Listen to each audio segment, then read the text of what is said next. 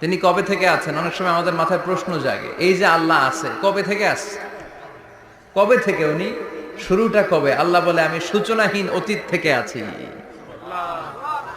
আমি এমন অতীত থেকে আছি যেই অতীতের কোনো সূচনা নাই।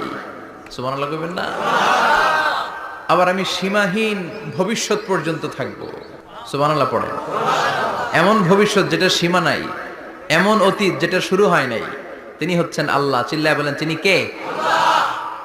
এজন্য আমরা বলি রাদিতু বিল্লাহি রাব্বা, রব হিসেবে আল্লাহ তোমারে পেয়ে আমরা খুশি। এজন্য আমাদের ইবাদতের সব জায়গায় এই রবের নামের গুণগান আছে না নাই? আমরা যখন রুকুতে যাই আমরা পড়ি সুবহান রাব্বিয়াল, আবার যখন আমরা সিজদায় যাই আমরা পড়ি সুবহান রাব্বিয়াল আ'লা। রুকুতে গেলে সুবহান রাব্বিয়াল আযীম, আবার যখন সিজদায় যাই তখন আমরা পড়ি